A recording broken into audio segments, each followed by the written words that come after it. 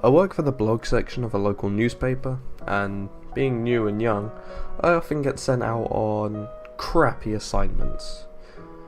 My top pieces involve interviews with poodle groomers, sewage plant managers, and our local clown. Yeah. Quitting's not really an option in this job market, so I've stuck it out. My manager has noted my dedication, I suppose, so he threw me a bone today. I was sent to interview a man whose residents had been seen being taken into the police station in handcuffs. The only thing the concerned citizens knew for sure was that he was a stranger, and he was splattered in blood. The police weren't talking. On my way over there, I thought I'd finally got my foot in the door. This was a wild card. It could be nothing, or I could end up famous overnight. I was genuinely excited. Now I just feel shaken and distressed. "Hey, aren't you Rob's kid?" a vaguely familiar policeman asked as I entered the lobby of their decently sized station. I shook off the torrential rain still dripping from my hair and nodded. Constant recognition was one of the weird benefits of returning to my small town after college. "Yup, I'm here on behalf of the dispatch to interview the man that was just brought in." His chubby jolliness faded into grim distaste. He paused a full 5 seconds before finally replying, "I don't think a good kid like you needs to be talking to that guy." I politely began the spiel my manager had given me, even as I got my writing materials out of my pack. It was important to look as if I was proceeding despite the refusal. I didn't actually know if I was legally allowed in, but I acted like I was. "Well, it's my job, and he has the right to visitors, so yeah, he said flatly, cutting me off with an understanding sigh. "Just don't let him get to you." He led me back through a couple dingy hallways. The back held the temporary cells, and he unlocked the first gate. "Grayson's in the last cell. I'll wait here." "Okay." I entered by myself, moving past a series of gated cells. The last contained the only person in lockup. His once decent business wear was splattered in blood, yes, but he was not at all the image of violence I'd imagined. Tall, lanky, and topped by thinning blonde hair, he looked every bit an average businessman. If he'd had glasses, he might have been an exact match for one of my professors back at university. For a moment, I felt let down. It didn't seem likely that there would be any sort of incredible story here. Just some sort of mix-up. That feeling lasted only until he began speaking. He saw my media badge and my pen and paper, and sighed with resignation. "I suppose you want my story." "Yeah, I thought so. After much consideration, I do think I should tell somebody what happened. I'm aware of how it sounds, so I've mostly shut up until now. But I'll tell you what I haven't told the police. That'll satisfy my ethical obligation. It's the least required and the most I'm willing to do because of the social risk. You'll believe me. You're young and look sharp, but most won't. I have no intention of ending up in an institution. Don't smile. I'm serious. Thank you. Now, I do have to say that this all began quite some time ago. I was young then, younger than you. The memories came back to me with the fog of very early youth, likely preteen. They were nightmares, you see. They haunted me for nearly a year. It was a thing, and my mother and father tried their best to find treatment for me. The nightmares went away only after I briefly joined the church, but I still chalk that up to coincidence. The whole religion thing is a whole other debate I have no energy to get into. It's 30 years later, give or take. I'm driving cross-country on business with my partner. What business am I in? It's not relevant to what happened. Smith and I were driving cross-country when we stopped at a dilapidated motel right outside a small town. We'd seen absolutely nothing but Midwestern farm fields for hours, so we took a walk into town to get some beer. Glenworth Heights. Could have been any other town. Looked like a million others. Looked like yours. But as I walked into this town, you see, this is why I mentioned my childhood nightmares, I had the oddest sensation of deja vu. Standing on that short main street, I felt like I recognised that particular pattern of storefronts. 45 people, that's what the sign said. Glenworth Heights, population 45. It was a stopover on the way from somewhere to somewhere else, and nothing more. But I'd seen those buildings before, cast in another light and another context. I'd seen them in nightmare. I'd seen the sky bleeding. I'd seen these buildings rotting, their inhabitants dwelled within, maimed, misshapen, mutated. Smith had a good sense for when I was spooked. I remained tense, but tried to shrug off the strange feeling and allay his concerns.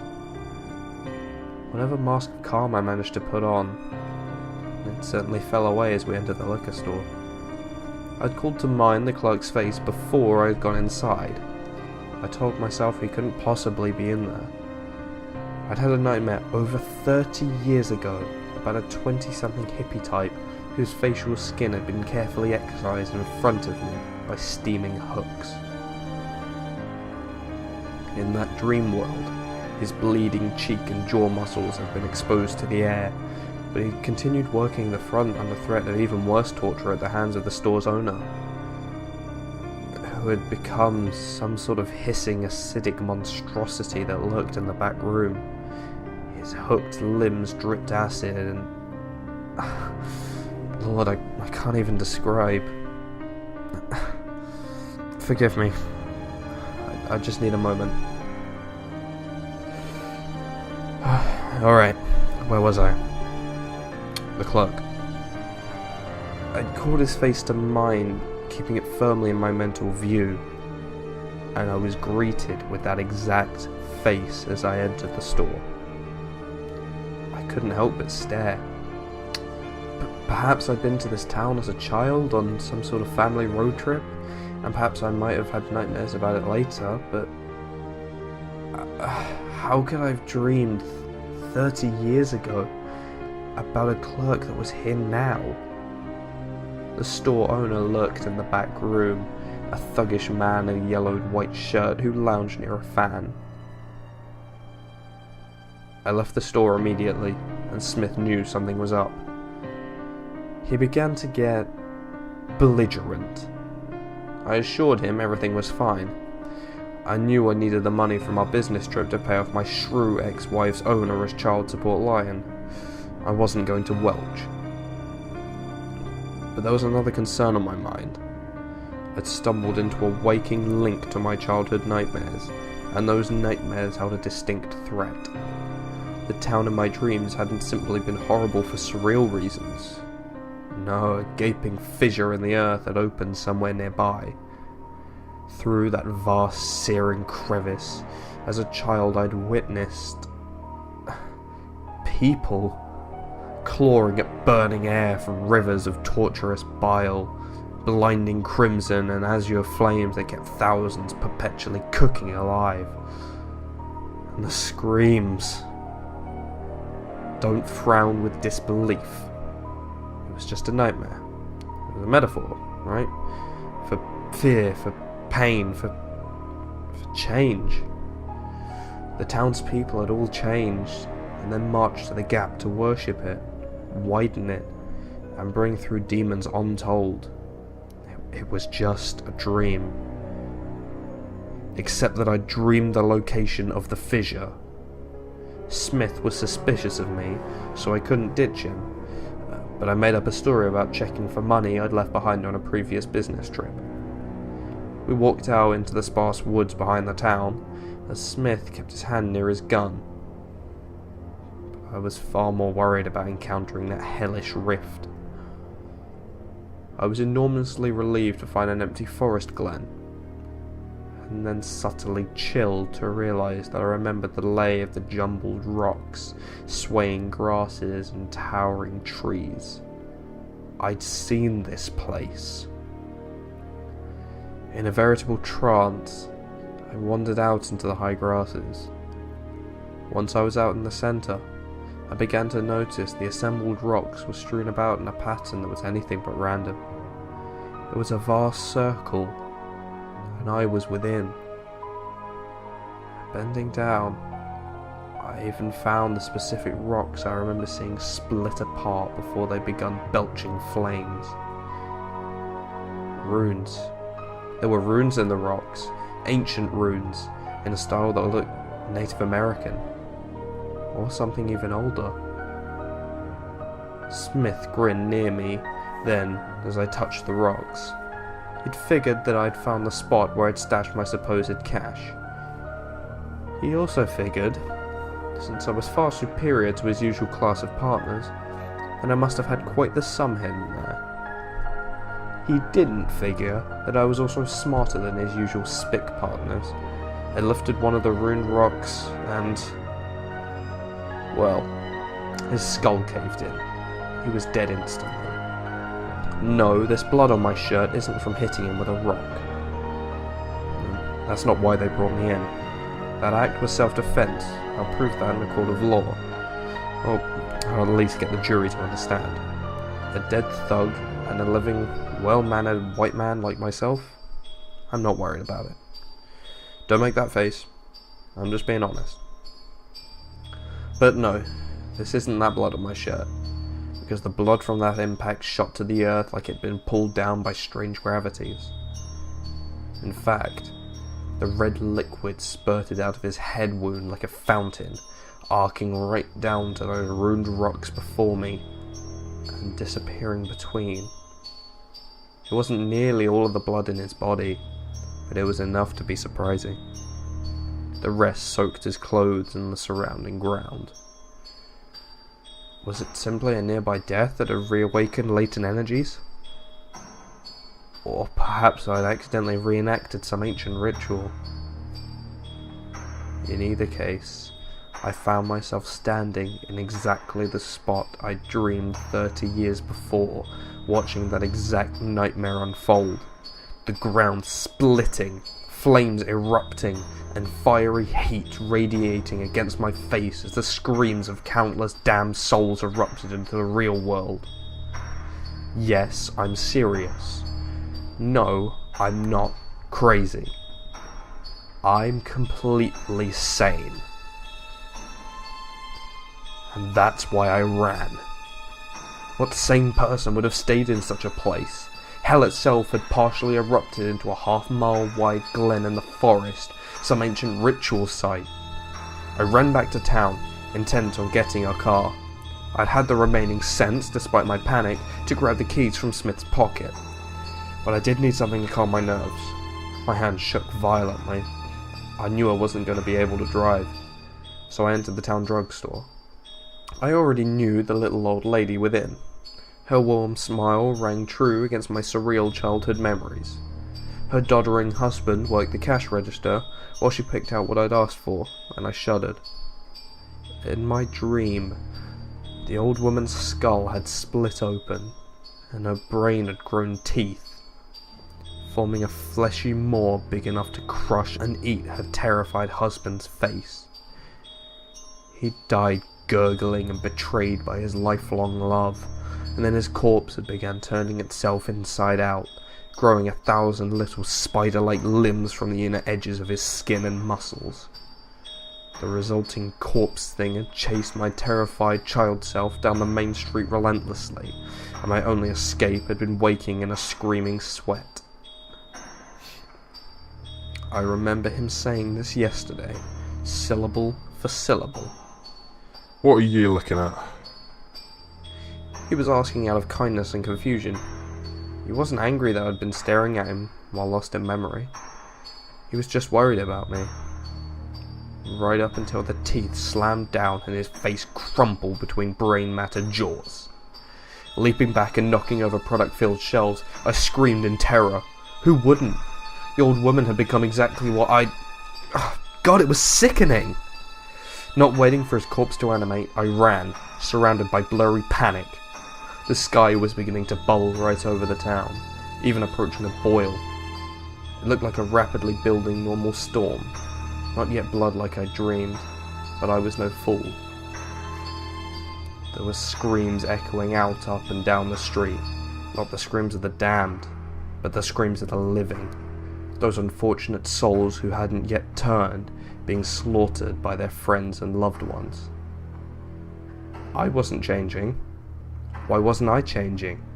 Had my presence at the ritual site protected me? Or was it the fact that these people had lived nearby the site their entire lives? Were they more susceptible somehow? On my desperate run back to the motel, and to my car, I almost bowled over a startled old man who'd been heading into town. His skin was mottled and he was very frail. He gripped my arm with surprising strength though, and screamed at me to be heard over the raging winds. He said, "What have you done, boy? I saw you. What did you do out in the woods? Did you disturb the stone ring?" My horrified stare was all the confirmation he needed. He said, "The ring is a barely cracked seal, and the plagued townsfolk are going to try to widen the crack, perhaps destroy the seal completely. I'm too old to do what must be done. You must either move what sacrifice you made and burn the corpse, or you must return to town and kill every single one of those monsters these people have become." I stared at Grayson, my mouth dropping a half-inch. Holy shit, has this guy gone on a killing spree? I mean, I would have too if that had all really happened to me. So the blood on your shirt, you killed all those people? He looked at me as if I was a moron. Do I look like some spick enforcer? I've never fought a man in my life. Killed 40 odd horrible mutated monsters all by myself? No, that would have never worked. I see. So he'd gone back and moved Smith's body. That explained the blood on his shirt. Did that mean that there was still a small town populated by mutated horrors out there? Or had closing the rift destroyed or dispelled them somehow? "Alright, I've told you what happened," he said plainly. "Any ethical obligation I had is now satisfied. It's on you." Shivering with confusion, I gave some polite goodbye and walked out in a daze. The cop who had let me in nodded as he saw my face. "Guy's a real prick, huh?" "What do you mean?" I asked, knowing that he hadn't been told Grayson's story. "He was going over 100 down the highway, in a car filled with drugs, and hit some housewife's van," he said quietly, leading me back towards the front. "Killed 3 kids. Ah, I had thought, at first, other than shock. How shitty could one person be? He had children he'd walked out on. He was involved in crime. He was vaguely racist. At least he'd gone back and... Wait, so he got blood on his shirt from the car accident? "Yeah," the cop replied. "What do you think it was?" I froze right at the front door to the station. Outside, torrential rains beat down on the glass. Among all his other faults, Grayson was also a coward. He hadn't gone back. He just walked away. He'd been warned by decade-old dreams. He'd been led to the place and time of a tremendous disaster with knowledge of what was to come. And instead of becoming a hero, he'd screwed it all up and walked away. Was that the true nature of human beings then? How many scary stories had I heard in my lifetime, expecting with each tale that I would rise to the occasion if they ever happened to me? Here I was, also doing nothing about it. What was there to do except stare out the window? I had no proof. If I did, I might have been able to call for aid, or go there myself and try to, as Grayson put it, kill 40-odd mutated monsters all by myself. The thought made me quaver, and I kept finding reasons not to go and check it out for myself. Was I a coward too? I didn't want to believe him, but there was such an odd feeling in the air. So much for rising to the occasion. I had no proof. The story of the century, my first big break and possibly my last, would likely be believed by no one. There's nothing left to do now but post it online and hope that someone does something, or that Grayson was lying. After that, I'll watch the uncommonly intense rain and pray to God that it doesn't turn red.